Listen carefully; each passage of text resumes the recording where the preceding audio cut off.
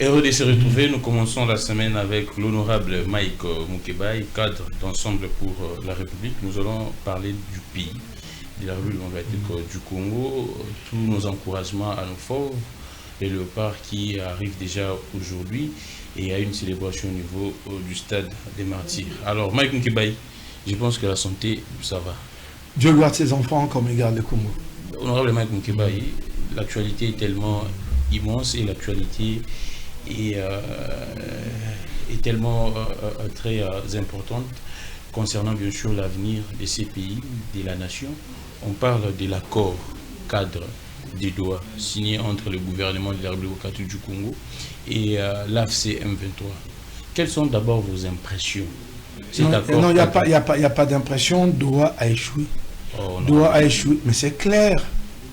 Doha a échoué. On a signé un accord cadre qui est une feuille de route qui va nous conduire à un accord global. Non, ne prenez pas ces documents pour un accord. C'est une feuille de route? Non. Il ne s'agit pas d'une feuille de route. Oui. Je vais l'expliquer ici. Allons-y. Ce document a été signé pour le besoin de la cause, pour permettre à la médiation qatari de se laver les mains, de faire le Ponce Pilate. C'est fini. Les Qataris en ont marre des tergiversations de Félix Tshisekedi et ils se sont dit, ça n'est trop, on s'arrête là. Donc si l'on vous comprend bien, c'est une manière pour les Qataris de se débarrasser. Mais ils se désengagent, mais vous savez qu'il est annoncé que les négociations seront délocalisées de droit à Lomé. Ouais. Donc, allez-y avec votre affaire à l'africaine, où il n'y a toujours pas d'avancée. Nous, Qataris, on est des gens rationnels, on veut faire avancer notre pays, on est déjà sur plusieurs fronts, diplomatiquement. Oui, ça c'est l'hypocrisie diplomatique. Remarquez que dans ce qu'on appelle accord cadre, c'est un accord cadre, donc il n'y a aucun engagement, il n'y a pas de contrainte, il n'y a rien. Et d'ailleurs, je partage la lecture de l'FCM23 qui dit qu'il n'y aura pas de nouvelle dynamique, que rien ne changera sur terrain. Ça c'est vraiment clair, c'est cela l'analyse objective. Mais remarquez que ce document, en fait, il ne s'agit que de vœux pieux, une sorte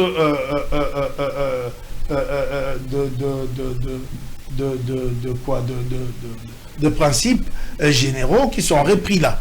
Mais ce qui montre que Doha a totalement échoué, c'est que parmi les 8 protocoles, certains de ces protocoles-là étaient des préalables inscrits dans la déclaration de principe, comme mesure de confiance, notamment en ce qui concerne la libération des prisonniers. Alors, de transformer un préalable lié aux mesures de confiance en un protocole signifie quoi? Un protocole à discuter et finalement chercher à obtenir un compromis autour. Ça signifie quoi? Ça signifie que Doha a échoué.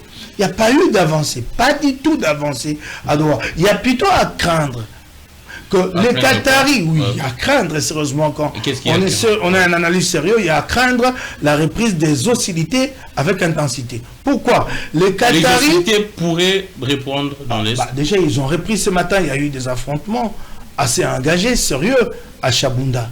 Et des villages sont partis d'un camp à un autre, sont tombés de ces camps-ci à un autre, sont passés de ces camps-ci à un autre camp. Mais les Qataris sont respectés des États-Unis. C'est presque des alliés américains. Les Qataris sont influents dans le monde. Plus encore influents dans cette région au Rwanda, où ils ont énormément investi dans la construction du nouvel aéroport de Kigali, en termes de milliards de dollars. Ils ont investi dans Rwanda et dans plusieurs autres secteurs.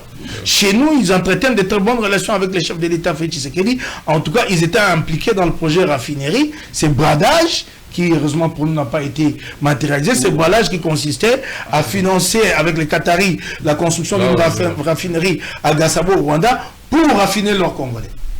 Donc, ils ont des leviers pour agir diplomatiquement sur les dirigeants de notre pays comme de l'autre. Mais ils n'ont pas réussi à accorder les deux parties. Vous croyez que le Togolais, lui, il réussira là où les Qataris ont échoué? Je crains fort que nous entrons dans une longue période d'efflottement qui risque de laisser la place au crépitement des arbres. Je crains. Mais Mike Mukebai, en vous écoutant, mais comment expliquer également du côté rwandais, les gouvernants rwandais également salué cet accord cadre. Comment expliquer que... Mais c'est un accord cadre, je vous l'ai dit, c'est de l'hypocrisie diplomatique. Il ne nous avance en rien, mais au moins les Qataris peuvent sortir la tête haute, ils ont obtenu un accord. Ils ont obtenu un accord appelé accord cadre. Qu'est-ce que signifie un accord cadre? C'est un accord qui crée le cadre général. Tout le reste va être discuté. Donc nous prendrons encore 1 mois, 2 mois, 3 mois. Si... Non, on parle de 2 semaines. Non. Nous ne nous en sortirons pas dans 2 semaines. Dans 2 semaines. Écoutez, regardez combien de mois nous avons mis à Doha. Et Doha n'avait pas pour finalité de prendre un accord cadre. Doha avait pour finalité... Doha n'avait pas pour finalité... Ah non! Obtenir le cessez-le-feu, ce qui a été plus ou moins conclu entre les 2 parties, même si l'une et l'autre partie ne respecte pas ce cessez-le-feu-là, et passer à un accord de paix. C'était ça qui était attendu à Doha, un accord de paix, pas un accord cadre. Pas un accord cadre. Alors, le blocage est venu principalement de Kinshasa. Kinshasa s'en tient à cette position comme quoi c'est moi la République, c'est moi l'État. Quand nous parlons restauration de l'État, alors dessaisissez la SM23 de tout ce qui est en sa possession, territoire et ainsi de suite, et vous me restituez ces attributs-là en tant qu'État. On dit non, si vous n'êtes pas État, parce que vous avez accepté, vous avez apposé votre signature au bas de la déclaration conjointe, et donc au bas de la déclaration de principe, qui vous place sur le même pied d'égalité avec la FC M23. Comme parti, c'est ce qui est dit dans la déclaration. Déclaration de principe entre le gouvernement de la République démocratique du Congo et la FC M23, entre parenthèses, les partis. C'est cela. Et donc la partie qatari et la partie américaine a fait comprendre au gouvernement congolais que ce que vous revendiquez ici, vous aurez dû l'obtenir par le fait d'une victoire militaire. À défaut de l'avoir obtenu là-bas... C'est ça l'interprétation? Non, c'est pas ça l'interprétation, c'est ça la réelle politique. C'est ça. Si vous ne l'avez pas obtenu par la voie militaire, vous ne venez pas en faire une exigence à la table de négociation. C'est bien clair, non? Ça coule des sources, c'est très clair. C'est cela. Aujourd'hui, donc, Doha est bloqué. Les Qataris ont cherché une voie de sortie, ils l'ont obtenue. Et voilà, donc, les négociations vont être relocalisées à Lomé avec très peu de chances d'avancer. Je ne suis pas pessimiste, j'analyse. Avec très peu de chances d'avancer. Alors, on ouvre une brèche dans ces négociations. Et sachez que ces temps que nous avons mis à Doha a eu des effets pervers.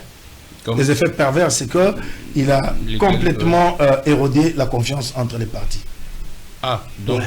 Il n'y a plus de confiance. Non, il n'y en a plus. Il n'y en avait pas déjà au départ. Il fallait créer. On a parlé de mesures de confiance. De confiance, exactement. Eh bien, alors, quelles sont les mesures de confiance qui ont été concrétisées? Presque aucune. Sauf peut-être le premier pas de la FCM23, quand il a décidé finalement de laisser partir les militaires FARDC qui étaient cantonnés dans les installations de la MONUSCO. C'est cela. Alors, on ouvre une brèche dans ces négociations. Honorable, on prend la question de la réouverture de l'aéroport de Goma. Kinshasa prend des dispositions, comme Macron avait promis, la réouverture. Mais entre-temps, on voit la réaction de Corneille Nangaa qui dit que la réouverture de l'aéroport de Goma ne dépend pas de Kinshasa. Quand on dit Macron a promis, je me demande qu'est-ce que Macron a promis. Le ministre des Affaires étrangères Macron de la France, en tout cas le ministre des Affaires étrangères, si je peux le dire ainsi, Emmanuel Macron avait donné une précision détail, que la question sera débattue à Doha. Exactement. Donc ça signifie que la conférence de Paris n'avait pas réglé cette question-là. Elle avait fait que la mettre sur la table en considérant qu'il y avait urgence pour les populations civiles. Et ça, je partage cette préoccupation-là. Mais j'encourage dans cette voie. Mais la réalité est tout autre. D'abord, quand on vous dit que devant la République démocratique du Congo prend des dispositions, mais vous connaissez Félix Tshisekedi. Félix Tshisekedi pense que toutes les questions d'importance nationale trouvent des réponses dans la communication. L'avenue Kasavubu est complètement détériorée. Qu'est-ce qu'il fait un matin? Il prend son cortège, il descend sur l'avenue Kasavubu, et les soirs, tous les journalistes, vous êtes mis à contribution. Le chef de l'État est très préoccupé. 6 mois après, l'avenue n'est toujours pas réhabilitée. Les embouteillages nous asphyxient à Kinshasa. Qu'est-ce que Félix Tshisekedi fait? Il arrive à Magasin Kitambo, il s'arrête, il s'approche de la population. On dit voilà le président qui va vers son peuple pour l'écouter. En tout cas là, il y était pour la question des embouteillages. Ça fait 6 mois maintenant, il n'en parlait plus. Il gère avec Jean-Ténin Gobula et Godin Poyi pendant 5 années.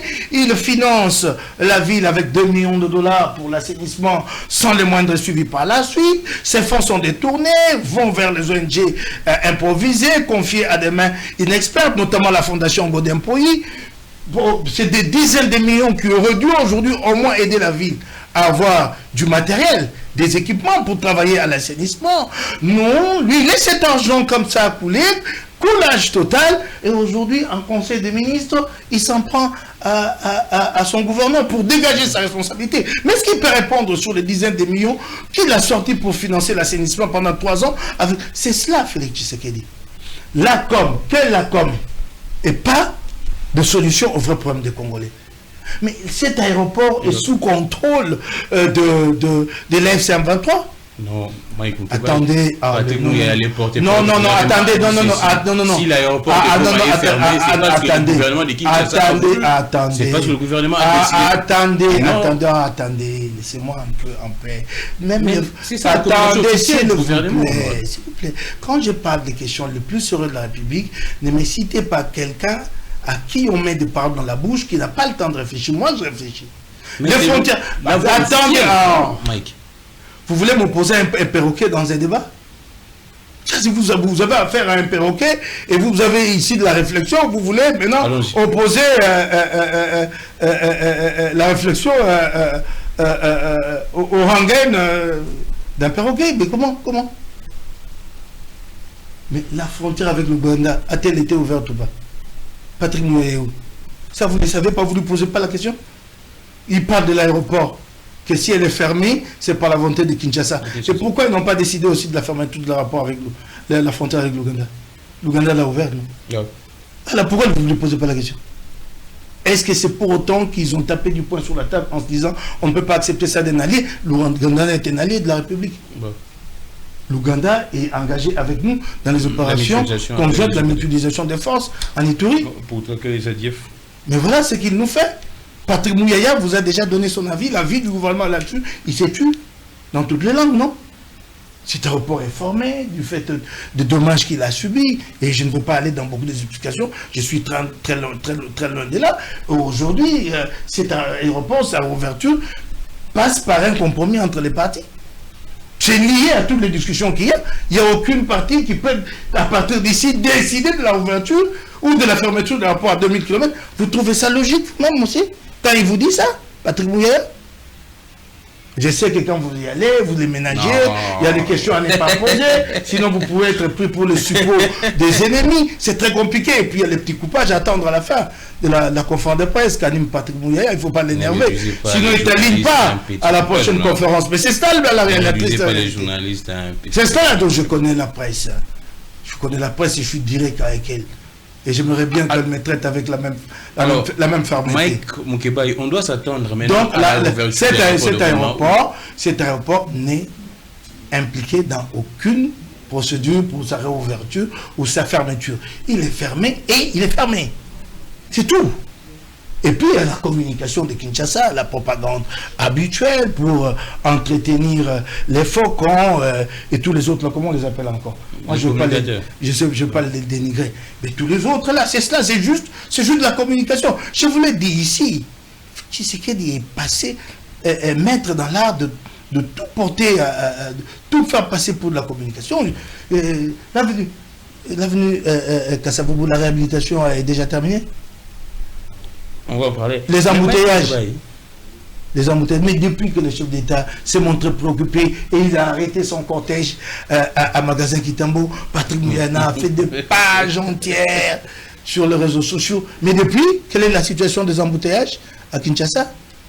Moi, je viens réfléchir sur des questions réelles des Congolais et des solutions qui sont présentées par les uns et les autres. On peut discuter et je chercherai à rencontrer de telles ou telles solutions. Pas la communication. Madine Félix Tshisekedi. Dans le meilleur des cas, c'est même de la propagande, c'est pas de la communication. Mike Moukebaï, on rentre dans la question, on prend cette question des paix. Entre-temps, le président a promis qu'ils sont en train d'attendre l'invitation de Donald Trump pour aller boucler pratiquement. Je crois que cette invitation a été reportée encore une fois à Sine-Die, je ne sais plus quand. Concrètement, mais Trump va recevoir les deux chefs d'État pour les mettre d'accord autour de quoi? Vous croyez que si vous avez du temps à perdre ici, et Trump peut se permettre ça, de recevoir deux chefs d'État et passer 2-3 heures avec eux pour enfin constater qu'il y a des accords? Lui, il est occupé à résoudre les problèmes des Américains. C'est pas comme ici où le chef d'État est tout le temps préoccupé, mais les problèmes ne font que s'accumuler sans solution. Non. Trump est tenu par ces promesses de campagne.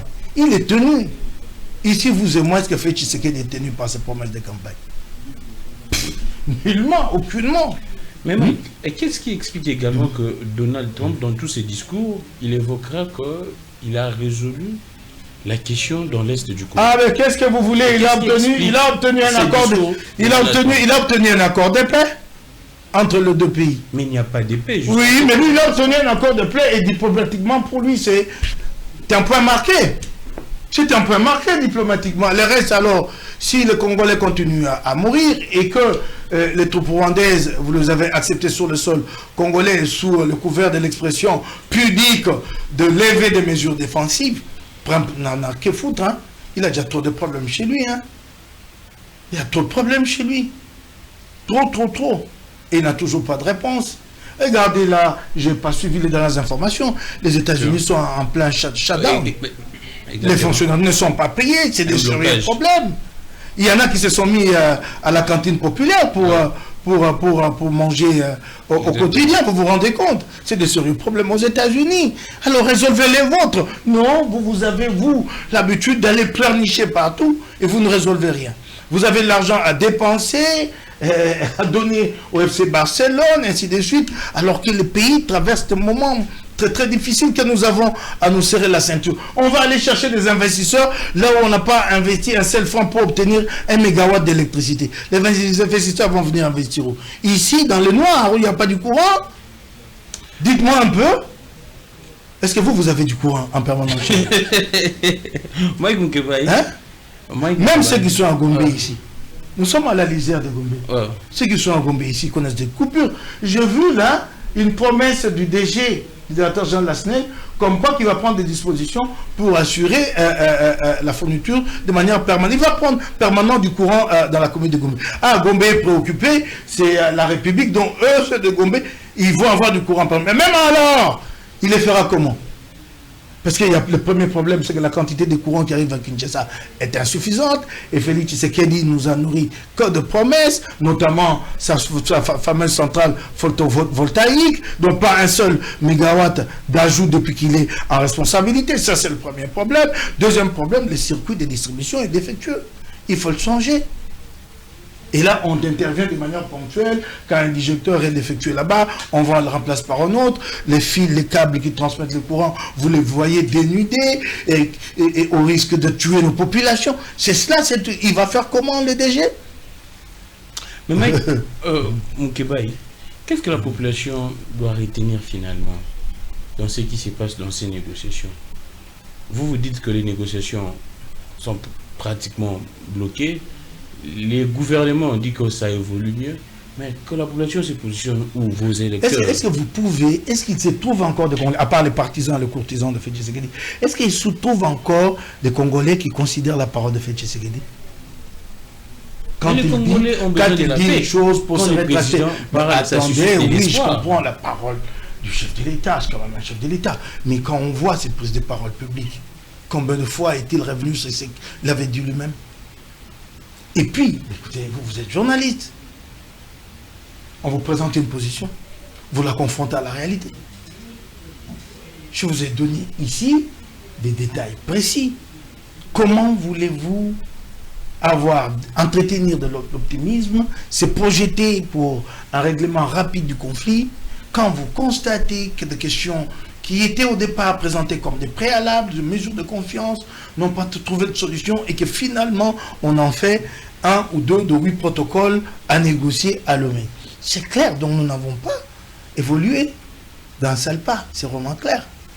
Mike Moukebaï, pour boucler ces chapitres, si après les négociations, est-ce Kinshasa pourrait, c'est vrai, on parle de la restauration de l'autorité de l'État, ainsi de suite, cette partie, on prend les deux grandes villes, on prend Goma et Bukavu. Les M23 vont se retirer selon ces négociations, ou bien ça sera très difficile pour que les M23 se retirent et ces deux grandes villes. Mais c'est cela. En lisant, attendez. On parle d'une période transitoire. Attendez, pourquoi vous voulez me faire revenir sur des évidences que j'ai présentées ici? La médiation non. J'ai été, on ne peut plus précis. La médiation qatari et la médiation américaine, les deux ont répondu au moment de Kinshasa que ce qu'ils revendiquent là devait être le fait d'une victoire militaire. Ça n'a pas été le cas. Vous n'en faites pas une exigence à la table de négociation. Mais c'est bien clair, non? Donc, non, il n'y a pas de donc. Ces gens si, il y a donc, c'est le donc de Gramic-les-Grands. C'est évident, vous voulez quoi? C'est évident. Je vous ai donné encore un autre élément. Je vous ai donné... Non, ben écoutez, arrêtez-moi. Arrêtez d'exhiber. Mais si les gens s'organisent, s'il vous plaît, attendez, je vous vois les gens, attendez, non. Mais c'est ce qui se passe. Non, attendez, la balkanisation c'est tout autre chose. Je vous vois tous les jours parler balkanisation. Mais je ne vous vois pas organiser des débats structurants, c'est la balkanisation. Là, les gens en parlent avec légèreté ici. C'est très grave, hein, ça. Mais maintenant, on crée une psychose, on fait peur à la population congolaise, comme on a fait comprendre aux Congolais que les Rwandais nous dominent. On a été incapable de bâtir une volonté collective qui peut nous porter vers des grandes victoires. Nous, les Congolais, sont comme tétanisés face aux Rwandais. On pense que les Rwandais sont des super-hommes, d'une intelligence... C'est quoi ça? C'est quoi ça? C'est quel État qui se construit sur base de tels fantasmes? C'est quel État qui s'est construit de cette façon? C'est quoi la balkanisation? Est-ce que les gens en débattent ici? J'ai jamais vu un débat sur la balkanisation. Mais vous en parlez tous les jours. Organisez des débats structurants, pas des débats politiques. Débats structurants sur la balkanisation. Vous savez que pour en arriver, je l'ai attendez, non. S'il y a une menace, désignez-la par les noms appropriés. Ne parlez pas, attendez. Avec une administration, avec la justice. Attendez, mais vous voulez qu'il fasse quoi? Un mouvement de fait qui occupe un territoire va faire quoi? Il n'administre pas. D'après vous, vous voulez qu'il fasse quoi? Comment vous, que le fait d'administrer un territoire qu'on occupe de fait, vous considérez cela comme la balkanisation? Vous voulez qu'il n'administre rien? Mais comment est-ce qu'on réfléchit ici? Mais commencez par organiser les débats sur c'est quoi la balkanisation? C'est quoi ce processus? Prenez les exemples dans le monde, les parties du monde qui ont connu la balkanisation. Faites une étude comparée avec la République démocratique du Congo, s'il y a réellement menace de balkanisation. Commencez par les Balkans, la Yougoslavie. C'est l'exemple le plus éloquent. Le Soudan est là à côté. Allez voir ce qui se passe en République arabe sahraoui. La République arabe sahraoui, elle fait réellement l'objet d'une menace de balkanisation. Balkanisation suppose qu'il faut qu'on organise un référendum d'autodétermination pour un peuple qui se revendique comme tel. Quel est le peuple qui revendique l'autodétermination au Congo? Vous en avez un? Le seul peuple ici qui est stigmatisé comme étranger et menace pour l'intégrité territoriale, c'est les Mouniamoulenge qui ne demandent pas l'autodétermination, qui demandent d'être reconnus comme Congolais. Mais vous réfléchissez sur base de quoi? Il faut un référendum d'autodétermination. C'est un processus. Ça décide. Et bien les gens disent le Rwanda peut décider à lui seul de la balkanisation de tout un État comme la République démocratique du Congo depuis quand? Ça se décide aux Nations Unies. Si Peter Pan, l'ex-envoyé, en tout cas qui a travaillé dans les institutions américaines, a un jour évoqué une idée d'une quelconque balkanisation, c'est une idée de Peter Pan. Vous avez ici des think tanks organisés, des structures, des États qui travaillent pour la balkanisation. Vous avez déjà vu ça? Vous pouvez en apporter la preuve? Comment on peut réfléchir sur base de fantasmes entretenus pour justifier des échecs au niveau national? Je vous donne... attendez. Maintenant, attendez. Non, s'il vous plaît. Je suis un homme politique. Je sais quand les hommes politiques récupèrent des vocables pour des raisons politiques. Quand Fayoul le dit, il le dit pour le besoin de la cause. Il n'y a aucune menace. La seule menace, là non, mais je suis en train, moi, de vous le dire de manière méthodique. Organiser un débat structurant. Je vous ai dit que pour en arriver à balkaniser, il faut, au finish, un référendum d'autodétermination en faveur d'un peuple. Ouais. La République sahraoui est disputée, il y a d'un côté l'influence marocaine, mais on demandera aux Sahraouis de se déterminer. Ouais. Ici, on va demander à qui? Pour balkaniser, on va le faire au profit de qui? D'ailleurs, même les Banyamoulengue, si on le balkanise pour eux, ils vont disparaître parce qu'ils sont sur un petit territoire comme ça, à l'intérieur de la République démocratique du Congo. Bien à l'intérieur, loin des frontières avec le Rwanda. Ils sont un peu plus proches du Burundi que du Rwanda. Les Banyamoulengue.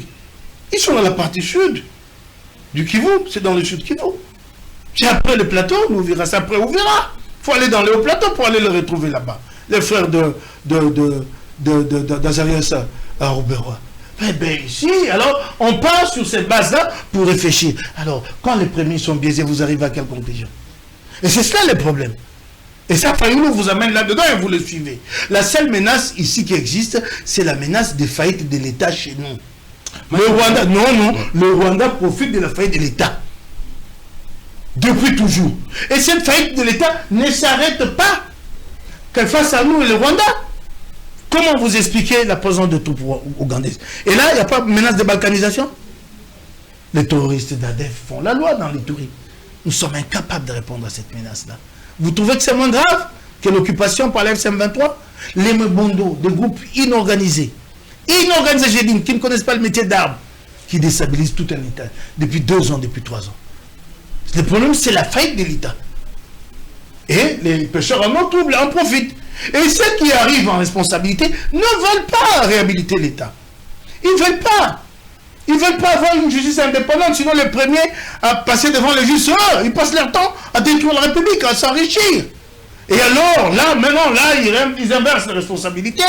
Ben, je vais vous donner vous faire un rappel, c'est même pas un exemple à évoquer. Un rappel que Joseph Kabila était au pouvoir ici. Il était devenu le champion contre la balkanisation. C'est pas ça? Ouais, balkanisation. Joseph Kabila et son camp. Aujourd'hui, Joseph est dans l'opposition. Lui n'évoque plus la balkanisation. C'est son opposant qui a maintenant changé de rôle, qui parle. Vous trouvez ça sérieux? Mais Mike, dites-moi un peu. Il y a une question épineuse. Et à l'époque, les mêmes ici, les mêmes qui sont en responsabilité aujourd'hui, si vous leur posez une question à l'époque, la question sur le balkanisation, oh non, c'est un échec total ici de gouvernance et on va aller chercher une justification dans une quelconque menace de balkanisation. C'est pareil aujourd'hui. La faillite de l'État. Vous avez vu ce qui s'est passé à Victoire. Pourquoi vous n'analysez... J'ai pitié de mon pays, de nos enfants.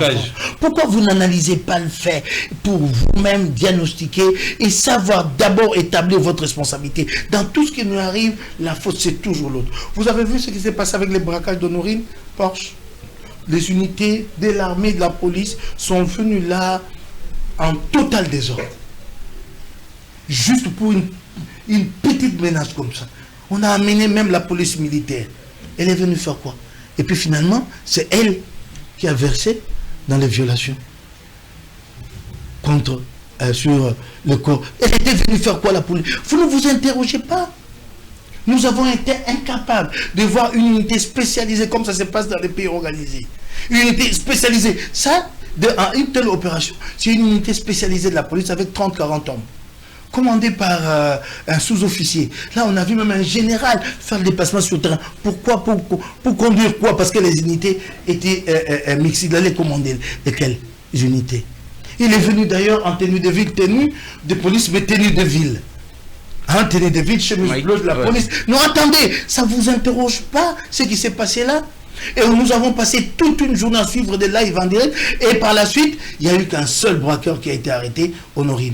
Et tous ces scénarios-là, vous vous rendez compte que nous sommes un État sérieux? Vous ne vous interrogez pas? Comment ça? Pas du tout. Mike, Quelle était la spécificité de la police militaire pour qu'elle vienne intervenir sur ce front-là? J'avais quoi? Est-ce que vous avez vu les unités de la police avec les tenues appropriées pour ce genre d'opération? Il y a des tenues appropriées et des armes appropriées d'assaut. Pas n'importe quelles armes. Il y a des casques, il y a des équipements appropriés. Vous avez vu ça? Pour acheter ça, pour une unité spécialisée. Non, mais vous avez Jacquemin, il est fort en politique, suspend le parti, mais les tâches régaliennes de l'État dans son secteur, c'est bon. Mike, c'est cela le problème du Congo. C'est la faillite de l'État. L'État n'existe pas. C'est pas la faute à Tshisekedi. Il a trouvé la situation telle qu'elle. Sa faute peut-être, c'est d'avoir aggravé ces fléaux-là. Alors, il a dramatisé, c'est à un niveau. Est-ce que vous vous rendez compte? Si nous sortons avec toi ici, juste ici à Kinshasa, nous mettons à marcher à pied avec toi, vous verrez combien de constructions sur des entreprises publiques. Quand vous allez dans un pays et que vous trouvez que des gens se réveillent un matin et viennent occuper l'espace public sans craindre la moindre sanction, c'est que l'État n'existe plus. Et ça, c'est le plus grand échec de Félix Tshisekedi. Mike, on peut... Et alors, plutôt encore de prendre le taureau par le corps, de prendre vraiment ces questions à bras le corps, nous trouvons des justifications. Balkanisation. Le Rwanda profite d'une faiblesse congolaise. Mike, on prend tout autant que l'Ouganda. Et attendez, non. Ce que l'Ouganda nous fait là, vous trouvez que c'est moins grave? Allié de la République, mais l'Ouganda se permet d'ouvrir sa frontière avec l'F-123, le général ougandais décide sur notre territoire. Il décide sur notre territoire. Vous trouvez que c'est moins grave? Non, nous sommes en face d'un État failli. Et il faut travailler à redresser les ressorts de l'État. Il faudra plus demain que nous ayons à nous plaindre de l'invasion de tel ou tel autre voisin. Nous devons être en mesure. Et d'ailleurs, je crois que je l'ai développé ici. Je suis étonné que vous me rameniez à cette question de balkanisation. J'ai développé une théorie ici. Je vous ai démontré, en séquençant l'histoire de la République démocratique du Congo en 3 parties. 1960-65, menace de balkanisation, des rébellions par-ci, par-là. Mobutu opère son coup d'État. Il stabilise, il joue le rôle de tête avancée de l'Occident face aux communistes. Il a une armée puissante. Il est redouté de tous les voisins, Mobutu. Personne n'a osé nous attaquer entre 1965 et 1990, si ce n'est que les gendarmes katangais pour nous faire payer. Donc, l'Angola nous attaquait pour nous faire payer notre appui à l'unité de Jonas Savimbi. Vous ne savez-vous pas que ce pays a joué un rôle interventionniste dans la région, que nous sommes allés régler des conflits armés ailleurs? Nous avons perdu cette puissance-là, et voilà, les voisins profitent maintenant de notre faiblesse. Nous avons laissé cette puissance-là se détruire devant nous. Nous avions ici, mais les gens, mais quand on parle de balkanisation, parle de quelle balkanisation? Nous étions, non, c'est une question fondamentale. Nous avions acquis ici des mirages. C'était des avions technologiquement de première génération à l'époque. Donc ces avions venaient d'être mis en service en France et en Belgique. 2 ans après, nous avions des mirages ici. Donc nous étions redoutés. Oui, mirage. Oui. Nous avons été les premiers à acquérir ici l'avion DC-10, le plus prestigieux pour les avions commerciaux à l'époque, les avions d'élite. Nous étions forts, redoutés, nous avons détruit cette force-là. Et nous peinons à la rebâtir. Apparemment, il n'y a pas de volonté de rebâtir cette force-là, et vous appelez ça balkanisation. Mike, donc il va y avoir 2 petites questions. S'il y a un projet de balkanisation, c'est premier complice se trouve ici à Kinshasa. 2 petites questions. On prend la question des déplacés qui se trouvent au Rwanda. Le Rwanda veut leur retour, mais le gouvernement congolais et Kinshasa pense que ce ne sont pas vraiment des Congolais, ça pourrait être des Rwandais, que le Rwanda... Je vais vous dire une chose, je ne voudrais pas attendre. Et Kinshasa craint... Attendez. Je ne voudrais pas trop m'aventurer sur cette question. C'est une autre question. Attendez. C'est une autre question qui va retarder longtemps le retour de la paix. Ces gens sont des déplacés, sont des réfugiés depuis des décennies. Il ne faut pas aller sur des postulats pour dire ils sont congolais, ils ne sont pas congolais. C'est le commissariat des réfugiés qui va trancher la question. Sinon, si vous allez avec des postulats, le Rwanda présente aussi ces postulats à lui, vous n'arriverez jamais à un compromis. Nous sommes incapables d'identifier les Congolais nationaux. Toi, tu es identifié ici. Et vous voulez identifier des gens à l'étranger. Quelle prétention? Ceux qui naissent ici sur le territoire national, vous êtes incapable de les identifier. Et vous avez la capacité d'identifier ceux qui sont réfugiés à l'étranger. Arrêtez, non. On vous dit, moi je ne parle pas de crainte. Attendez, ne m'amenez pas de fantasmes pour régler le problème qui demande la rationalité. Ces gens ont quitté le territoire national depuis 20 ans, 25 ans. Vous le savez très bien qu'il y a des réfugiés Banyamulenge au Burundi. Vous connaissez le massacre de Gatumba. Ça, c'est l'histoire de l'humanité. Les Nations Unies, chez elles, ont noté quelque part le massacre de Gatumba. Alors aujourd'hui, vous dites qu'il y a des risques, qu'il y a des infiltrés. Mais ça, ce sont des craintes. Et puis finalement, la question sera résolue comment? Sur base des craintes? Alors maintenant, je vous oppose des éléments objectifs. Si vous êtes incapable d'identifier vos nationaux ici, à plus forte raison, maintenant, des Congolais installés à l'étranger, vous allez les identifier comment? Donc c'est une question compliquée. Et pour finir, nous allons tous nous en remettre au Haut Commissariat de réfugiés. Donc ceux qui ont été inscrits régulièrement par le Haut Commissariat, il faut être rapatriés au Congo. Si vous ne voulez pas, alors en ce moment-là, c'est encore une longue crise. Sinon, vous allez parler de craintes. Et mais sur base des craintes, on va régler quel problème? Ce qui est rationnel, c'est de laisser cette question au Haut Commissariat des réfugiés. Ça, c'est vraiment clair. Sinon, vous allez encore me poser la question, les craintes de la partie congolaise. Ça signifie quoi, les craintes? Vous discutez en face des interlocuteurs, vous amenez des éléments objectifs. Vous n'amenez pas vos fantasmes pour en faire l'objet de la discussion. Mike Mukibai, on boucle ces chapitres avec la communication du gouvernement qui nous révèle que le peuple kassaïen, certains ressortissants, le peuple kassaïen serait marginalisé dans les espaces occupés par... Je n'ai pas des éléments objectifs qui me permettent de partager le point de vue du gouvernement. Mais comment vous sais quand le gouvernement l'annonce? J'ai vu un point de vue du gouvernement qui n'est fondé sur pas du tout d'éléments objectifs. Je n'ai pas vu des éléments objectifs. S'il y a des éléments objectifs, je condamnerai le premier. J'attends de la part de Patrick Mouyaya des éléments objectifs, et peut-être d'ailleurs, il peut se servir des enquêtes des ONG, si elles ont travaillé là-dessus, qu'à telle situation, il y a une stigmatisation contre les Kassaïens. Je joindrai ma voix à la sienne pour dénoncer. Mais je ne vais pas les suivre dans des accusations sans fondement. Jusque-là, c'est des accusations sans fondement. S'il y a des éléments objectifs, qu'ils mettent ces éléments objectifs à la disposition de Congolais. Nous avons le droit à l'information. Mike Mukibai, très rapidement, la télé, c'est le temps. On prend les dossiers Lumbala, Roger Lumbala. Mike Mukibai, on vous reconnaît en tout cas d'avoir assez d'éléments, assez d'informations. Il y a un débat. Il y a certains qui estiment que Jean-Pierre Bemba est lié dans ces dossiers via bien sûr les rapports mapping, ainsi de suite. Il y a également... Ce n'est pas via les rapports mapping. Le procès lui-même a établi que l'enquête a établi que Lumbala n'a pas agi seul. Et remarquez que Lumbala n'est pas... La partie Bemba... Moi, je ne parle pas de la politique. Hein.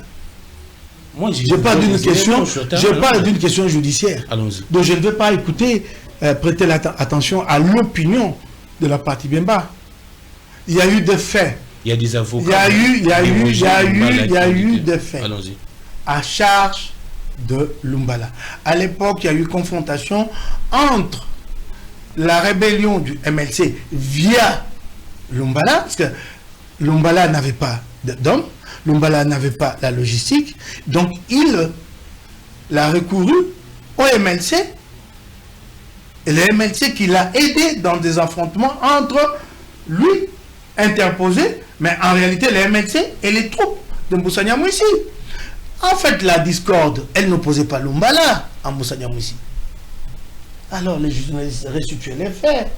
Bemba arrive par la province orientale, mais s'il ne s'installe pas durablement, il préfère son fief de l'Équateur, et dans l'entretemps, il tisse une alliance avec Moussa Nyamwisi au bout de quelques temps. Mais alliance entre les deux, Moussa fait un rapprochement avec le gouvernement de Kinshasa, reçoit l'appui logistique et le deux se déchire. Mais Bemba est si loin pour avoir le moyen d'intervenir sur le terrain. C'est Lumbala qui, en bon aventurier, s'installe à Bafouassende et donc il passe par Lumbala. Voilà, donc c'est clair.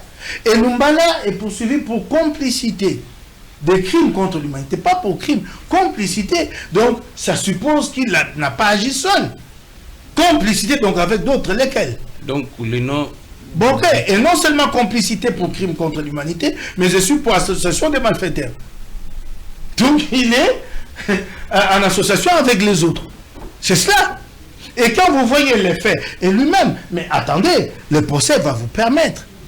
Le procès clarifiera le rôle des uns et des autres. Parce qu'il y a eu des dépositions de Lumbala au niveau de l'enquête, au niveau du parquet. Il est resté en détention pendant plusieurs mois, non? Je vois 2-3 ans, même plus. Il a été entendu par ces temps-là. Je vois là qu'il a sorti une belle parade, si on peut dire que c'est une parade, comme quoi il conteste la légitimité de la justice française quant à sa compétence universelle. Exactement. Ah non, il sera jugé même par contumace. Il sera jugé, c'est tard. Et Kinshasa qui tente de récupérer, qui a même demandé à ce que le procès revienne à Kinshasa. Mais alors le problème... Non, le problème... Non. Mais c'est cela tout le problème. Vous savez, quand vous êtes devant... C'est comme ça que les Occidentaux ne comprennent pas. Quand vous êtes devant la justice française, elle ne s'interroge pas sur le début du mandat de Félix Tshisekedi. Elle se demande pourquoi depuis 2002 n'a-t-on jamais jugé cette question.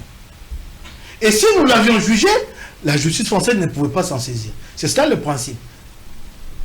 La justice internationale, tout comme les pays à compétence universelle, n'interviennent que quand la justice nationale a failli.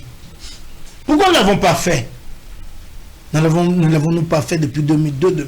C'est cela, comme ça que l'on s'interroge. Donc vous situez ça au niveau de Félix, et surtout ça au niveau de la survenue des faits. Plus de 20 ans, pas de procès. C'est ça le problème. Ils disent donc, ces gens ne sont pas disposés à juger ces supposés criminels. Et donc on va l'attendre. Et des complices sont là. J'ai entendu des noms, entre autres, celui de Jean-Pierre Bemba, mis en avant. Tant mieux, on verra. Mais vous savez, comment elle opère cette justice?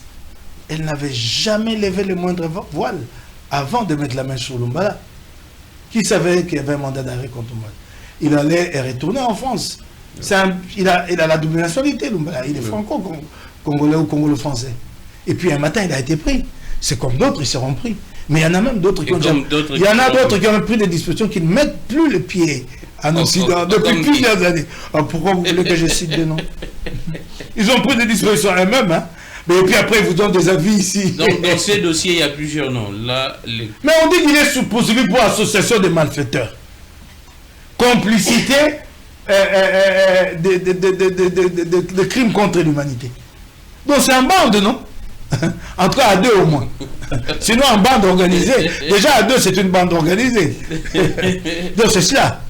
Alors, on évolue, on prend la question également de la vie de Kinshasa. Mike Moukébaye, vous intéressez vraiment à des questions liées à la ville. De plus en plus, les Kinois constatent que la ville se détériore. Vous en parlez chaque jour, à tout moment. Mais qu'est-ce qui se passe exactement? Entre-temps, le gouvernement central débourse, aide également les gouvernements de la ville pour les infrastructures, entre autres les routes. On constate qu'à chaque pluie, il y a des inondations. Les présidents s'est plaint lui-même, l'assainissement. Ouais, c'est cela sa méthode. Ainsi de suite. Est-ce qu'il peut expliquer, il peut dire aux Congolais, quand il versait les 2 millions de dollars chaque mois à Ngobila, pourquoi il n'avait plus aucune disposition pour exercer les moindres suivis? Félix Tshisekedi peut expliquer ça? Il donnait et puis il fermait les yeux. Ça fait combien de millions de dollars? 2 millions de dollars le mois. L'année, ça te fait 24 millions. En 3 ans, tu as 80 millions de dollars par là. Mon cher ami, tu as l'équipement, tu as du matériel pour assainir Kinshasa. Cet argent-là, c'est volatilisé comme ça. Mais je ne sais pas comprendre. Les gens pensent qu'on a toujours du temps. Les gens peuvent gaspiller de l'argent. On a comme ça dilapidé les fonds dans un fameux programme appelé Kinshasa Zéro Trou pendant 5 ans. Et maintenant, là, le deuxième quinquennat, on veut réhabiliter. Mais monsieur, ce n'était pas le moment. Les 17, les 20, les 40 millions de Kinshasa Zéro Trou ont servi à quoi? Pour revenir. Vous savez le plus grand problème. Et ça, le pauvre Daniel Bumba, il payera toujours. Il s'agit de problèmes d'ordre structurel qui n'ont pas été pris en charge à temps. Et aujourd'hui, ce ne sont pas des des réponses ponctuelles qui vont aider. Mike, l'opinion constate que c'est lui, Bumba, qui est incompétent. Non, je suis d'accord avec vous. Hein. Ouais. Je vous concède qu'il est incompétent.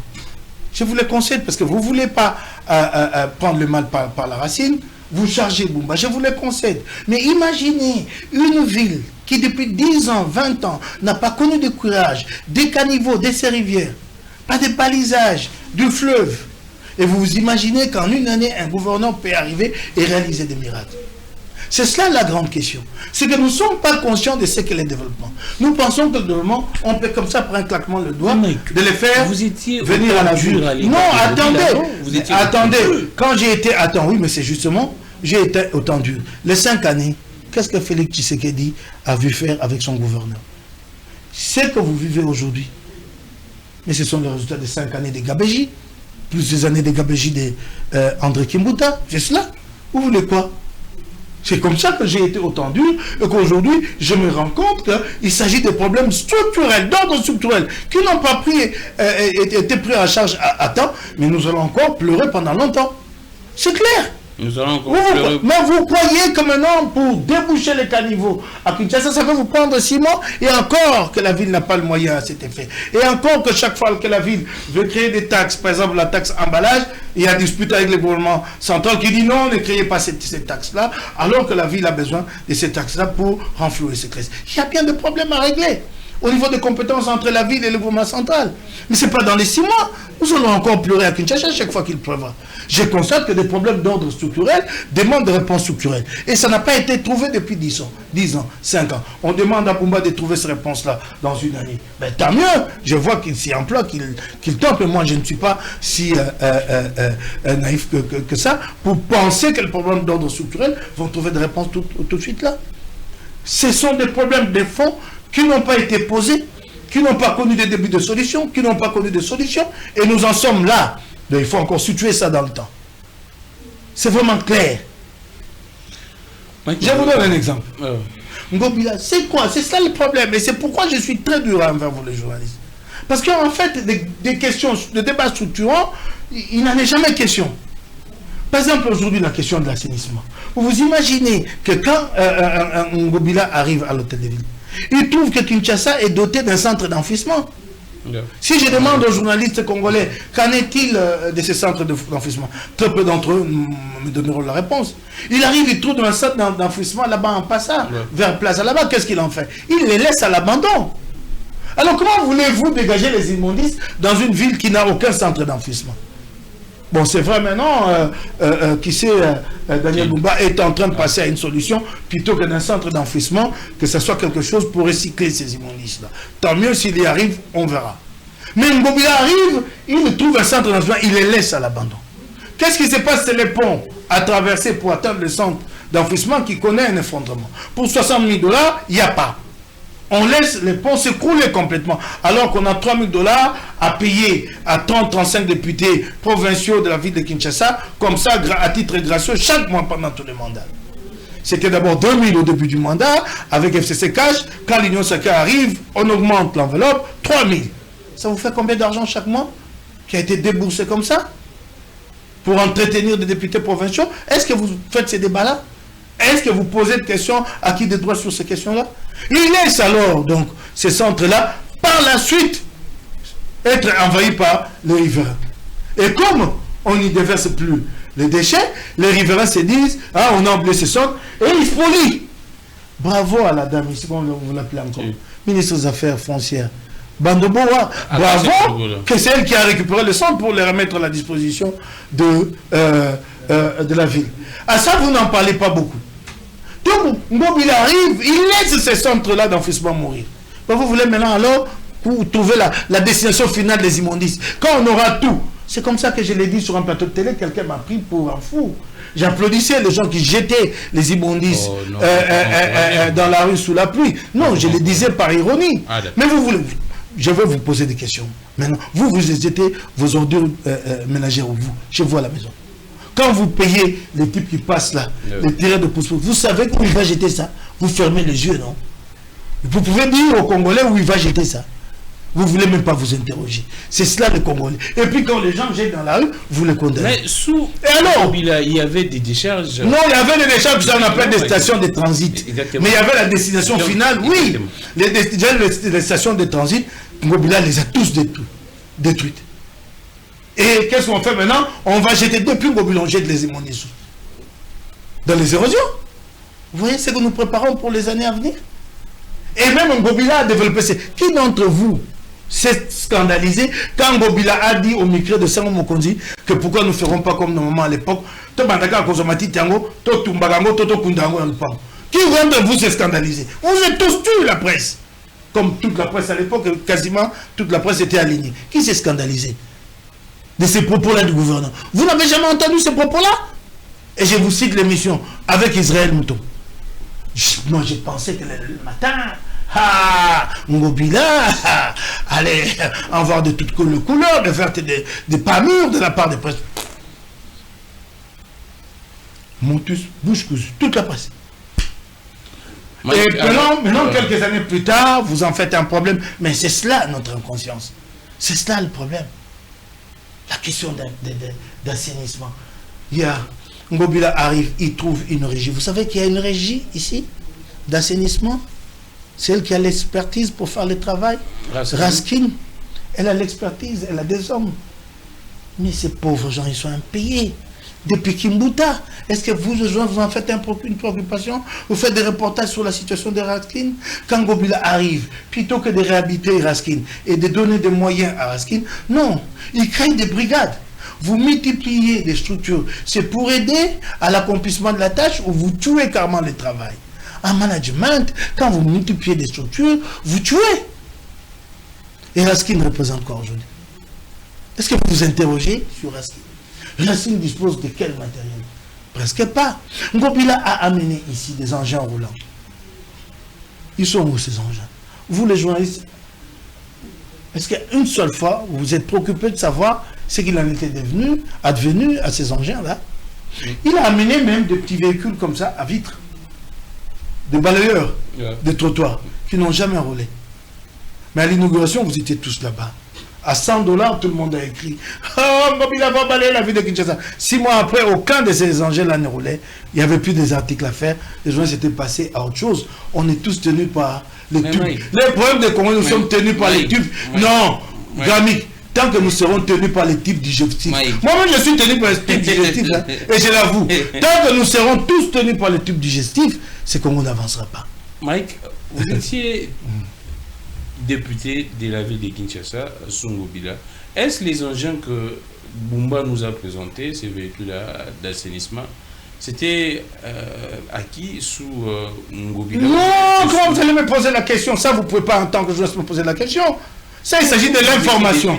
Non, ça, il s'agit de l'information. Ce n'est pas une opinion. De Ngobila qui non, attendez. Qui dit clairement. Non, attendez, Grammy, ne posez plus jamais cette question. C'est à vous, non, attendez. Mais c'est un débat. Il n'y a pas de débat. C'est les journalistes qui tranchent ces débats, pas une partie. Moi, je suis une partie. Ce n'est pas une affaire d'opinion. C'est à vous d'enquêter. Non, je vous dis ceci. Il y a déjà une polémique. Vous croyez que c'est la voix de Moukébaï qui va trancher? C'est à vous, journalistes. Non, attendez. Attendez, Grammy Légrand. Assumez votre rôle.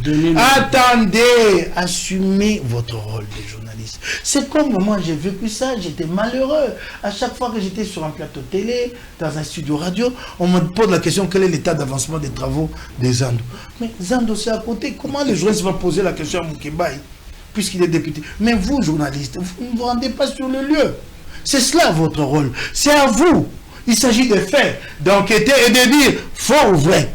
Et non de poser une question comme s'il s'agit d'une matière à opiner. On n'opine pas là-dessus. Ce sont des faits. Ngobila a-t-il laissé des engins? Vous pouvez vérifier si ces engins étaient commandés. Mais qu'est-ce qu'ils disent là? Vous amène les preuves.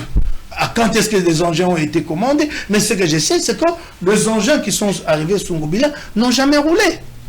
Vous connaissez des engins arrivés sous Ngobila qui ont roulé à Kinshasa? Il y en a eu même des camions de couleur blanche comme ça. Un jour, je me baladais en ville et puis j'ai vu ces camions-là tout autour de l'hôtel de ville. Ils étaient là en stationnement depuis des années et tout poussiéreux. Donc c'est signe que ces camions ne roulaient jamais. Je suis allé sur un plateau de télé parce qu'à l'époque, j'ai Coco été dans sa fameuse opération de comment Kinshasa sans garage ou quoi, sans véhicule, quelque chose comme ça. Et j'ai dit, mais j'ai Coco, vous ne voyez pas les véhicules qui enlacent pratiquement l'hôtel de ville. Le lendemain, je passe par là, il n'y en avait plus un seul. Il n'y en avait plus un seul, je ne sais pas où on les avait amenés. Mais allez-y, vous allez voir les épaves. Si vous allez à l'entrepôt de travaux publics, c'est TP. À la première, mais ces engins sont là-bas. Ils n'ont jamais roulé. Ça, c'est votre travail à vous, journalistes. Vous ne pouvez pas poser de questions là-dessus. Quand déjà Bumba est en responsabilité, c'est vous de savoir qu'est-ce qu'il a commandé, a-t-il réellement commandé et à quel coût. C'est cela. Alors, n'attendez pas que moi, je devienne député honoraire pour me demander. Non, ça, ce sont des faits. Et je suis sûr qu'au niveau de la ville, il existe des archives qui vous renseigneront. Allez-y les chercher. Ce que moi je sais, c'est que les engins Ngobila n'ont jamais roulé à Kinshasa. Je commence par... C'était des petits engins comme ça. Presque en vitre. Vous ne pouvez pas poser la question aux gens d'Ngobila là, qui vocifèrent encore. Mais les engins là avaient roulé un seul jour, mais ils sont où? Mais vous savez qu'Ngobila avait amené même des tanks ici. De pelleteuses et tout ça. De vieux tanks amortis. Sachant, ça lui, c'est que comment il s'appelle Jules Alinguetti, qui avait promis d'enquêter là-dessus, a finalement décidé de s'asseoir sur l'enquête. Vous connaissez les scandales des pelleteuses et autres tanks complètement foutus. Moi, j'ai pris ça en photo. Et puis un jour, j'ai vu, ça lui aussi il sait le faire, j'ai vu quelqu'un exhiber un tank dans les réseaux sociaux et qui roulait avec un moteur qui vombichait comme s'il s'agissait de... Comment on appelle ça? Comme s'il s'agissait d'un grillon. Quand un moteur commence à vomir... Comment on appelle ça? C'est un moteur faible potentiel. Donc complètement amorti. Vous n'en parlez pas? Mike, on va... Je suis allé, j'ai pris des images. La pédale. Les pédales n'avaient plus rien de mécanique. Elles avaient tout perdu de leur superbe. Les pédales, vous voyez que c'est des vieilles pédales usées par les pieds afin d'appuyer. Et on disait que non, ce sont ces tanks-là qui allaient aider à nous débarrasser des déchets. Et ça, par la suite, personne n'a suivi. Et je suis heureux quand vous me posez de questions. Parce que j'étais quasiment seul à mener ce combat. Excusez-moi de vous le dire. La presse ne m'a pas accompagné. Vous ne m'avez pas dit tout. Oui, un ou deux journalistes. Qui m'a à tout moment dans nos plateaux. Oui, mais non, c'est pas ça m'accompagner. M'accompagner, c'est de pouvoir donner la vraie information aux Congolais. Ça, vous ne l'avez pas fait. Mike, des temps qui arrivent ici, défectueux, amortis, presque personne n'en parle. Le scandale a éclaté et vous le savez comment? Puisqu'il y a eu un Congolais qui a réalisé une vidéo à partir du port de Matadi de Boma pour dénoncer l'état de ces tanks-là. Et c'est comme ça que finalement, Jules Alinguetti, il était aussi fort en ça dans les shows. Je vais enquêter là-dessus. Il n'y a jamais eu d'enquête. Il y a deux petites questions qui restent avant de finir. Le gouvernement s'est décidé de prendre la bourse qui était privée de la fondation de la première dame pour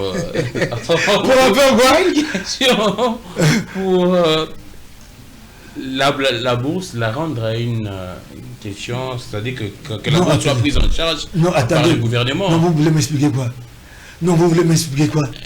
Quel est votre avis? Non, mais attendez, non, je ne comprends pas très bien ce que vous voulez dire. Le gouvernement prend maintenant en charge une bourse qui était privée. Non, attendez. La bourse était privée. Au nom d'une fondation. Ouais. Mais nous avons vu ici, sur base de preuves de réduction des comptes à l'Assemblée nationale, que ces bourses étaient financées par des fonds publics. Vous n'avez pas vu ces documents? Vous ne l'avez pas vu? Moi, j'ai vu des documents qui apportaient la preuve que ces bourses étaient financées par des fonds publics. Alors, qu'est-ce que vous voulez me dire maintenant? Donc, ça signifie que celui ou celle qui octroyait reconnaît maintenant qu'en fait, je prends l'argent de l'État et je restitue donc la tâche à l'État. C'est cela, c'est que vous voulez me dire? Non, je ne comprends pas très bien. Moi, je vous dis, c'est la communication. Je n'ai pas d'avis à donner. Hein. C'est la communication du gouvernement. Les porte-parole du gouvernement annoncent désormais la bourse Excellencia est prise en charge par le gouvernement. Et maintenant, la fondation va faire quoi? Donc, la fondation. La fondation, mais elle va faire quoi? C'est des saisies. Elle peut se dessaisir comment? Donc, elle ne prend plus en charge. Hein. Elle ne prend plus en charge. C'est maintenant les gouvernements. Alors maintenant, comme le gouvernement a décidé de prendre en charge cette bourse-là, il faut que la fondation, avec ses propres moyens, continue à financer des bourses, non? Vous ne trouvez pas? Vous ne trouvez pas? C'est quand même... Non, vous ne trouvez pas? Ma question, le gouvernement a bien fait... Non, mais non, attendez. Non, attendez. C'est très compliqué cette question. J'ai dit ceci. Oui, allons-y, oui. Bourse, comment vous appelez ça? Excellencia, oui. Alors, ces bourses-là étaient prises en charge par des fonds publics. Ouais. C'est établi, avéré. Ouais. Ok? Bon, tout le monde le savait. Bon, j'ai remarqué que les journalistes ont été zélés à dire que les bailleurs étaient généreux, mais avec les fonds de l'État. Et ça, les journalistes là, je les ai vus défendre ça. Ok, tant mieux. C'est le pays de paradoxe ici, il n'y a pas de logique. Ok? Les journalistes ici n'en existaient presque plus. Sauf à trouver des soldats engagés à la défense de petites causes en contrepartie de 100 ou 200 $. Et ce que j'aime, les journalistes sont prêts à défendre quelqu'un qui a détourné 8 millions de dollars pour gagner au finish 300 $. Ça, j'aime.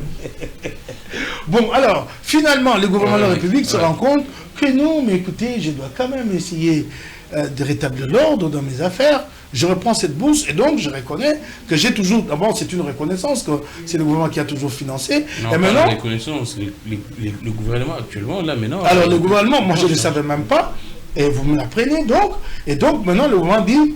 Publiquement, je prends en charge cette bourse. Tout ce que je demande maintenant, c'est qu'à la fondation de continuer à financer avec ses moyens. Ah, d'accord. Est-ce que ma demande n'est pas appropriée? Je demande à... Oui. Je demande à celui ou à celle qui a fait montre de tant de générosité de poursuivre. Ah, il ne faut pas que l'engagement du gouvernement arrête la fondation. C'est tout ce que je demande. Ah, d'accord. Là, je vous lis... Avec le même engagement des journalistes. Voilà. La première ministre chef du gouvernement, Judith Souminois, a présenté les nouvelles orientations d'excellence à RDC, programme national des bourses universitaires, désormais érigé en politique publique nationale et inscrit au budget de l'État. Non, ils ont récupéré ce qui était jusque-là à charge de manière indue dans les mains d'un individu, d'une personne. Ils ont récupéré publiquement. C'est gênant cette façon de faire les choses. C'est gênant. Je ne peux pas comprendre que sous Tshisekedi, il y a eu cette confusion de gens comme ça dans la gestion des fonds publics. Regardez, s'il y avait vraiment volonté chez Tshisekedi d'assainir les finances publiques, regardez, il fallait réformer. Mais quelles sont les réformes qui ont été entreprises? À l'exception de celles qui nous sont imposées par les FMI et la Banque mondiale. Là, à la dernière rentrée judiciaire, n'avez-vous pas suivi une idée, à mon point de vue, assez géniale, présentée par Firmin Vendée, à savoir criminaliser l'enrichissement illicite. Vous avez entendu les chefs de l'État embrayer dans le même sens? Pas du tout. Vous avez entendu sa majorité aller dans le même sens? Pas du tout. Jamais cette idée ne sera concrétisée, matérialisée sous Tshisekedi. Ils savent qu'ils osent, qu'ils se hasardent, ils seront le premier à répondre devant la justice. Voilà ce qui m'indigne le plus. Ce grand échec sous Tshisekedi. Cette impunité généralisée. Cette gestion de fonds publics sans ligne, ça fait très mal, très mal. Vous étiez en prison. Vous voyez, vous avez un Doudou Fomba qui travaille, qui vous dit, je travaille à rétablir l'unicité des comptes de l'État autour du trésor public. Ouais. Mais dans l'entretemps, vous allez dans tel ministère, on vient de créer un nouveau compte particulier des ministères qui ne dépendra pas du trésor public. Donc ça signifie que cette réforme de Doufamba n'aboutira pas. Elle est vouée à l'échec. Vouée à l'échec. C'est cela, la marque de fabrique de fait Tshisekedi. C'est dommage pour la République. Vous étiez en prison lors des tentatives d'évasion, je pense que c'était en 2024 ou 2024. Maintenant, il y a un plaidoyer mené pour la libération des femmes qui étaient violées lors de ces évasions. Comment vous réagissez? La première dame a vu également les ministres de la Justice pour plaider. Bon, ben, moi j'ai dit, quand il s'agit de questions d'ordre humanitaire, restons humains. Donc j'abonde dans le même sens. Ah, ça vaut la peine. Oui, c'est pour des raisons humanitaires. Elles ont été traumatisées, affectées. C'est à la justice d'apprécier au bout du compte.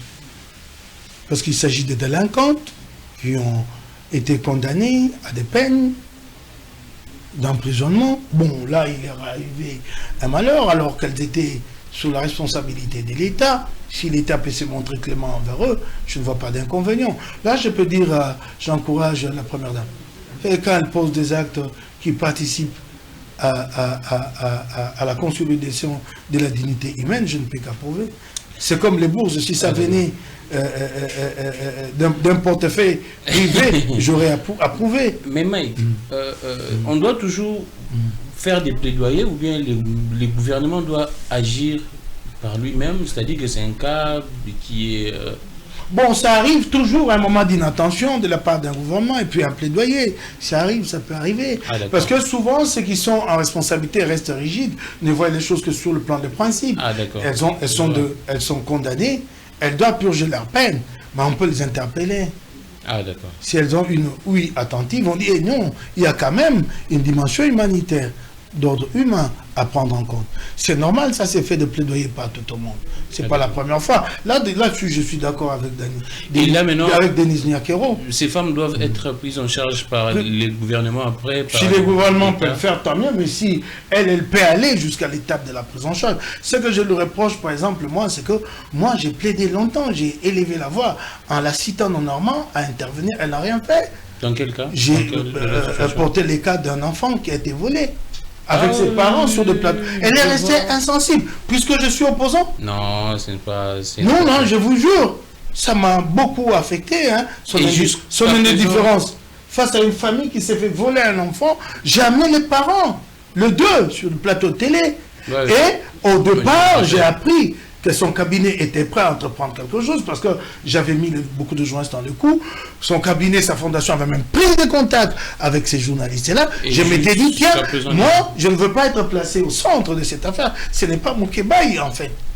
Mais si elle peut avancer avec ces journalistes et alors chercher à engager les services de l'État pour enquêter sur la disparition de cet enfant, voilà ce qu'elle pouvait faire. Elle ne l'a jamais fait. Elle est restée indifférente. J'ai l'impression qu'elle est sensible de manière sélective sur le sort de Congolais. Alors, il y a des sorts qui les touchent un peu plus, d'autres moins.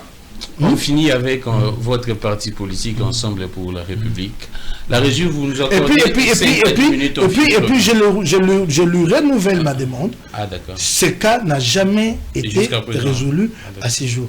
Deux personnes ont été poursuivies et condamnées, mais on ne devait pas se contenter de condamnations.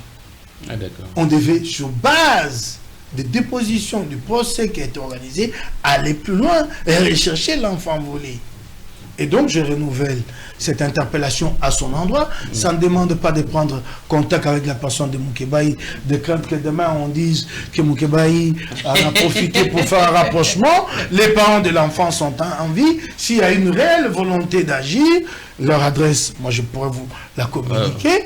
Et comme ça, si la fondation peut agir pour le bien de cet enfant perdu, moi je pense qu'il y a encore des chances de retrouver les traces de cet enfant. Et là-dessus, je peux contribuer avec ma petite intelligence à travers les parents de l'enfant. Alors, Mike Moukébaï, on finit. On accuse votre président, Moïse Katumbi, d'avoir un leadership faible. C'est-à-dire au sein d'Ensemble pour la République, il n'y a pas de sanctions. Et chacun peut se décider un beau matin de faire ce qu'il veut. Et puis bon voilà, il n'y a pas de sanctions. Je prends les cas de Christian Momondo qui s'est rendu au siège du secrétariat permanent de l'Union sacrée pour l'élection du rapporteur adjoint, ainsi de suite. Il y a Kamitatou qui s'est opposé à la démarche. Il y a Laurent Niemba. Jusqu'à présent, les gens appellent aux sanctions contre Christian Mwando. Les gens appellent aux sanctions. Exactement. Comme qui, par exemple, qui appelait aux sanctions. Bon, je ne citerai pas des noms, mais il y a certains membres d'ensemble qui estiment que la démarche de Christian Mwando était, en tout cas, ne venait pas du parti et que c'était une... Qu'est-ce qui se passe? Est-ce qu'Atumbi a effectivement un leadership faible au sein d'ensemble? Bon, je ne pense pas. Moi, je suis plutôt très flatté d'être membre d'un parti qui ouvre la voie à la contradiction, qui laisse parler, qui laisse les gens prendre des initiatives. Je suis en train d'avancer. Qui laisse les gens prendre des initiatives. Et ça, je suis très d'accord. Mais c'est vrai que je ne pourrais pas ne pas noter qu'il y a par moments des flottements dans notre parti et que nous n'avons pas été assez fermes. Et qu'il faudrait que la hiérarchie tape du poing sur la table pour redresser. Ça, je suis d'accord. Il y a bien des cas que je veux que personnellement. Ça, je les nierai pas. Mais de là à dire qu'il y a un leadership faible, non. Je pense peut-être que le président, dans son élan de laisser libre cours à la liberté d'expression, ça arrive par moments à des débordements. Mais les cas Mwando n'est pas à mettre sur ce compte-là. Il y a eu des incompréhensions. Oui, mais écoutez, il faut aller chercher la démarche de Mwando dans le règlement intérieur. Moi, j'ai un avis très très nuancé. Mais comment il peut Attendez, je vais avancer. Je n'ai pas été d'accord, mais je comprends tout autant sa démarche. Le règlement intérieur met l'opposition en difficulté. Il ne s'agit pas seulement de s'interroger sur la démarche de Mwando, mais de voir l'avenir. Comment organiser les choses de sorte à avoir le fonctionnement le plus harmonieux de la démocratie, en tout cas au niveau de l'Assemblée nationale et même du Sénat et des assemblées parlementaires à tout niveau, de l'Assemblée provinciale. Que dit le règlement intérieur? Que les postes est dévolu à des postes en tenant compte du poids de l'opposition. L'opposition est représentée au bureau. Et déjà, à la conférence de président. Mais quand il s'agit du bureau de l'Assemblée nationale, ce qui est paradoxal, c'est quoi? C'est que les postes qui est dévolu à l'opposition ne l'est pas par la volonté de l'opposition en termes d'élection, mais l'est par la volonté de la majorité. Donc les postes dévolus à l'opposition, mais pour qu'un opposant candidat accède à ces postes-là, c'est au niveau de la plénière de l'Assemblée nationale. Ou c'est la majorité? C'est la majorité qui décide. Alors, comment vous pouvez imaginer que moi, candidat de l'opposition, j'ai cherché de voix chez mes adversaires? C'est cela ce qui est paradoxal. Nous n'avons pas... Attendez, c'est cela tout le problème. Il faudra qu'à l'avenir, avant de parler du cas Mwando, c'est ça, nous les Congolais, on aime bien polémiquer sur des personnes, mais nous devons aller vers une réforme en ce qui concerne ces points-là précis du règlement intérieur. Donc nous devons, nous, en tout cas quand nous serons en responsabilité, organiser les choses de sorte que quand le poste est dévolu à l'opposition, ce sont les députés d'opposition, dont la plénière des députés nationaux de l'opposition, qui statuent et qui élit. Ah, c'est ce corps électoral-là. Et une fois que le candidat est élu à ce niveau, le procès verbal est présenté à la plénière de l'Assemblée nationale pour entérinement. Oui, on peut condamner Mwando. Peut-être que moi aussi, du fond de mon cœur, je n'ai pas élevé ma voix. Attendez, je n'ai pas élevé ma voix. On peut le condamner. Mais n'est-ce pas que Mwando n'a fait que matérialiser au grand jour ce que les opposants sont obligés de faire en catimini? Pardon, laisse-moi y aller. Si nous n'étions pas partis au siège, je ne justifie pas la démarche de Mwando. Je parle de ce que moi je considère comme ce qu'il y a de concret. Si nous n'étions pas partis, que ferait notre candidat? C'est d'aller en privé voir les députés nationaux de la majorité. Comment m'expliquer, si vous voulez préserver l'indépendance de l'opposition, sa liberté de mouvement, ses libertés de choix, comment m'expliquer qu'un candidat de l'opposition, pour accéder à un poste de responsabilité au bureau de l'Assemblée nationale, aille chercher des voix chez ses adversaires? Il va trouver des compromis sur base de quoi? Donc il va se vendre. Oui. C'est cela le problème. Ce qu'il y a d'indécent, c'est plus ce qui est mis dans le règlement intérieur pour laisser la majorité dominante plutôt que d'ouvrir pour que les derniers mots reviennent à l'opposition. Et c'est cela qu'il faut modifier. C'est cela qu'il faut réformer, plutôt que de s'en tenir à la personne de Mwando. Nous devons voir le Congo de demain et le faire avancer. Mike, Katumbi était au courant de la démarche ou non des Christian Mwando? Ah, ça, cette question-là, je ne peux pas répondre à ce stade. Oh, pourquoi? Non, il s'agit de la cuisine interne de mon parti. Et Mike Mukebai, on dit que selon certaines informations, bon, je parlerai des rumeurs, c'est vrai que c'est pas approprié d'évoquer cela comme journaliste, mais du moins, ça s'est dit que les députés dits d'ensemble pour la République, ce ne sont pas vraiment des députés d'ensemble, mais plutôt des députés de Christian Mwando. C'est Christian Mwando qui aurait démarché pour que qui soit... Ce sont des députés des Christian Mwando, c'est-à-dire que c'est Christian Mwando qui aurait démarché. Qui a établi cette filiation? Elle a été établie à quel niveau? Que ce sont beaucoup plus des anciens du parti. Je ne comprends rien. C'est de l'hébreu, ça. C'est de l'alchimie. Tous les élus ensemble, ils ne sont pas députés ensemble, mais ce sont les députés de Mwando. Mais par quelle alchimie? C'est Christian Mwando. Mais il faut démarcher pour faire quoi? Avec le pouvoir, pour essayer d'avoir un peu d'élus et ainsi de suite. Je n'y comprends rien, moi. C'est à ceux-là de présenter des preuves. Ces députés ça dépasse mon entendement. Sont gérés par Christian Mwando. Non, Christian Mwando est le président du groupe parlementaire. Exactement, c'est lui le patron au niveau du parti. Mais attendez, ici vous vous plaignez qu'il n'y a pas de fermeté. Et là-bas, si Mwando impose une ligne, vous dites non, c'est parce que en fait ces gens-là sont plus affiliés à lui qu'au parti. Je n'y comprends rien. Ce sont des députés ensemble pour la République. Ils siègent sur le banc d'ensemble. Nous sommes le seul groupe parlementaire de l'opposition. Et d'ailleurs, vous avez bien vu que la commission spéciale qui a été mise en place en a tiré toutes les conséquences pour disqualifier toutes les candidatures. Jusqu'à la candidature de la fille de Mouzito. Ah, ça m'a choqué. Comment un ancien Premier ministre... Attendez un peu, Gramic, les gars. Un ancien Premier ministre élu sous la bannière de l'opposition, rallie la majorité au grand jour. Il est nommé vice-premier ministre en charge du budget. Et puis, dans son entendement, tu sais, tu peux toucher à tout chez Mouzito, sauf à son statut d'ancien premier ministre. Il en est très fier. Je suis ancien premier ministre. Mais un ancien premier ministre qui apprend à sa fille à être malhonnête dans la vie. Non, c'est un gouvernement. Donc c'est lui, le chef du regroupement. C'est un gouvernement. Attendez, non, c'est pas d'ouverture. Il a rallié la majorité. Arrêtez. Non. Alors, il rallie la majorité. En fait, son regroupement qui s'appelle je ne sais comment, Nouvel-Élan ou je ne sais pas comment, lui considère que son regroupement reste dans l'opposition et entérine la candidature de sa fille. Donc, ici, dans un pays, un ancien Premier ministre apprend à sa progéniture d'être malhonnête. De pour rester au Congo, les enfants, soyez malhonnêtes. Quand je serai plus de cette terre, soyez malhonnêtes. Sinon, vous ne réussissez pas. Il y a un problème de repères terrible. Terrible. Je n'arrive pas à comprendre. Ancien Premier ministre. Moi, je ne peux pas comprendre à quel moment je peux participer à une opération illicite ensemble avec mon enfant. Avec mes gars, papa, pour l'argent, ici, pour des postes, c'est pas possible. Mike, on finit avec ensemble. On finit avec... On finit avec votre parti. Mike, pourquoi Ensemble ne serait qu'en train de proposer des gens d'un même coin du pays? On accuse Ensemble un parti des Katangais, c'est-à-dire que vous ne choisissez que... C'est un parti des Katangais, vous avez totalement raison. La preuve, l'essentiel de nos députés vient du Katanga. C'est ça la triste réalité que nous connaissons aujourd'hui. Le régime s'est organisé avec ses élections truquées pour ne laisser passer en gros que les élus du Katanga.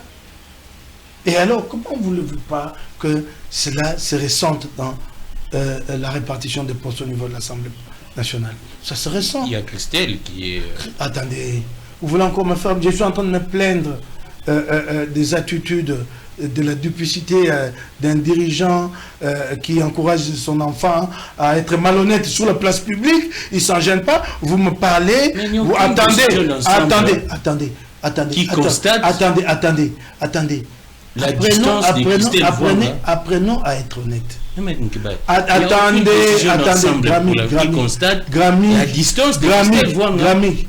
Gramic. Je suis désolé de reparler de cette dame. Je n'ai vraiment pas besoin. Mais puisque vous me demandez d'en reparler, attendez, et ça concerne mon parti, je vais en parler. Il n'y a pas chose plus fondamentale dans la vie que d'être en harmonie avec sa propre conscience. Quand je décide de quitter et de partir, c'est que le cœur n'est plus à l'ouvrage dans cette organisation. C'est vraiment clair. Christelle décide d'elle-même. À l'Assemblée nationale, il y a 3 courants. Vous avez la majorité, vous avez l'opposition, et vous avez un courant informel, les non-inscrits. Il est informel, il ne peut pas s'organiser en groupe. La preuve, ils ne sont pas représentés à la conférence des présidents. Donc chaque non-inscrit est un député à part entière. Ils ne peuvent pas se mettre ensemble. S'ils se mettent ensemble, il faut qu'ils forment un groupe parlementaire. Là, ils ne sont plus non-inscrits. Et ils doivent se déterminer s'ils sont un groupe parlementaire de l'opposition ou de la majorité. Est-ce que nous comprenons cette notion? Donc les non-inscrits ne sont ni majorité ni opposition. Les postes qui étaient en compétition est dévolue à l'opposition. Elle est non inscrite. Attendez, elle est non inscrite par son choix. Par son choix, un matin, elle s'est réveillée, je ne dirai pas pourquoi, je n'ai pas à chercher les causes, elle s'est réveillée, elle a écrit, pour être non inscrit, ce n'est pas par une simple décision verbale. Vous devez informer le bureau de l'Assemblée. Elle a écrit à la bureau de l'Assemblée, je ne fais plus partie du groupe parlementaire Ensemble pour la République, désormais je suis non inscrit. C'est elle qui a écrit. Mais qu'est-ce fait Ensemble? Attendez. Christelle décide. Elle dit, je deviens non inscrite. C'est elle. Mais pourquoi Ensemble? Attendez. Mais pourquoi vous voulez insister? Donc elle quitte le groupe parlementaire. Ça c'est à qui? Elle a quitté le groupe, elle est devenue non inscrite. La faiblesse d'Ensemble, et c'est ce que j'ai décrit dans mon parti, c'est de n'avoir pas tiré les conséquences. Et ça, je condamne mon parti. C'est là que je te parle de flottement que j'ai moi-même vécu par moment, où nous ne sommes pas capables de taper du poing sur la table et d'être fermes. Et ce n'est pas normal pour un grand parti politique qui ambitionne de gouverner. Ah d'accord. Cette faiblesse-là, je la condamne ici. Et alors, il ne faut pas que maintenant l'intéressé profite de cette faiblesse pour dire je suis tout. Non, sur décision personnelle, elle a quitté le groupe. Le fait que le groupe n'ait pas pris des sanctions dans ce sens-là à son endroit ne fait pas qu'elle soit réhabilitée à l'occasion d'un vote pour un poste au bureau. Donc maintenant que c'est passé, attendez, maintenant que le vote est passé, elle est maintenant où? Elle est de quel groupe? Non, attendez. Non, attendez. Les postes c'est passé, non? Mais dites-moi maintenant, qu'elle est où? On finit. Non, maintenant elle est de quel groupe? Je ne sais pas, on finit l'émission. Non, allez lui poser la question maintenant que le vote est passé. Elle est de quel groupe maintenant? On finit l'émission. Quelle immoralité dans la politique congolaise. Mike Moukébaye, est-ce Ensemble pour la République, Katumbi pourrait se rapprocher dans quelques jours de Félix Antoine? Il n'existe pas un débat d'Ensemble pour la République appelé Tshisekedi. Ça, c'est une page tournée. Attendez, j'entends les gens dire que oui, même il y a un courant, il y a 3 courants au sein d'Ensemble. Attendez, il y a des courants, il y a un courant qui cherche un rapprochement avec Félix Tshisekedi. J'ai lu ça, j'ai trouvé que c'était très léger et je considère que les journalistes ici ne sont pas très sérieux. Bon, attendez, est-ce que nous pouvons y aller avec des hypothèses? Essayer un peu d'échafauder des plans pour dire nous allons nous mettre avec Tshisekedi aujourd'hui autour de quoi? Ensemble autour de quoi?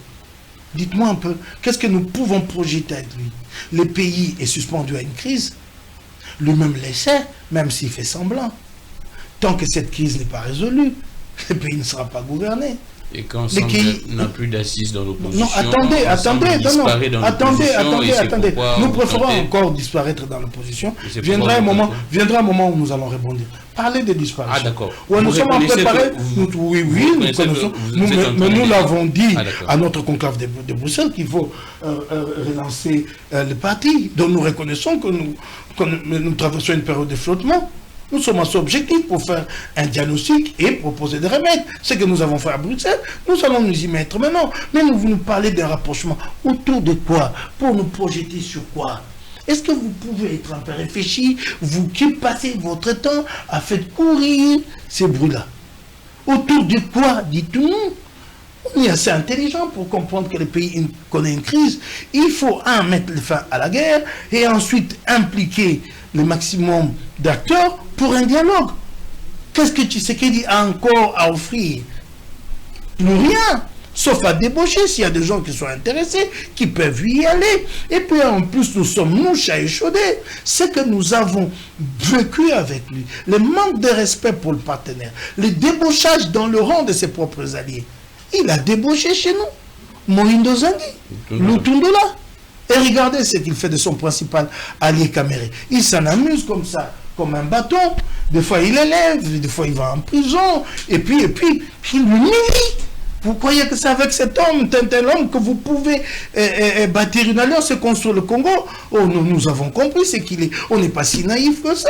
Il n'y a pas ces débats-là d'ensemble. Il n'y a pas un courant qui cherche le rapprochement. S'il y a un débat, il y a peut-être un débat au niveau de l'organisation de l'opposition, des contradictions qui traversent ensemble sur l'approche de sauvant la République démocratique du Congo. C'est tout à fait normal, nous sommes un parti politique. Et il y a des pensées qui s'affrontent. Nous finirons par trouver une ligne. Mais la ligne, aujourd'hui, elle est laquelle? La ligne, elle est celle qui a été dégagée lors de notre conclave.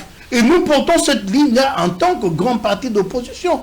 Ne pensez pas que notre survie dépend de notre arrimage à une quelconque force. Nous pouvons le faire pour le besoin de l'unité de l'opposition, mais n'en faites pas une nécessité. Peut-être une nécessité, mais ce n'est pas indispensable. Nous avons toujours agi ici, tout en étant dispersés, mais ponctuellement en nous mettant ensemble pour avancer sur les causes de l'opposition. Nous pouvons continuer à le faire. Donc c'est clair, il n'existait pas d'ensemble un débat appelé Tshisekedi. C'est une page tournée. Nous attendons aujourd'hui donc le dialogue, et le dialogue pourra enfin mettre les Congolais autour d'une table pour projeter la gestion à court et moyen terme de la République. Voilà ce qui se passe. Pour le reste, nous ne sommes pas au courant de ces différents courants qui traversent ensemble. Chez lui, ça, c'est écrit avec beaucoup de légèreté. Merci beaucoup, Mike Moukébaye. Mais entre aujourd'hui, Katumbi et Kabila, qui pèsent beaucoup plus dans l'opposition? Non, moi je n'ai pas là à dire. Je ne suis pas là à mettre une balance ici. J'ai remarqué que Kabila a pris une initiative. Il a rallié un certain nombre d'opposants. Tant mieux. Moi, je n'en rougis pas. De vos anciens, oui. Moi, je n'en rougis pas. Nous continuons, nous, à cheminer en tant que parti ensemble. Nous verrons si l'avenir va nous amener vers un rapprochement. Sinon, nous nous assumerons en tant qu'ensemble, grand parti de l'opposition. Merci beaucoup, Mike Moukébaye. C'était un plaisir de vous recevoir. On a effleuré pratiquement toutes les grandes questions. On va se retrouver très prochainement quand l'actualité va évoluer. Merci à toute l'équipe technique. Merci également au président Jimmy Carter, l'assistant principal de l'honorable Mike Moukébaye. Toujours fidélité, loyauté. Beaucoup de félicitations. Vous en avez bien. Bon, ok. Ben, si ça me va trop encore, c'est compliqué. Ouais, ça me va droit au corps. Il est toujours à mes côtés.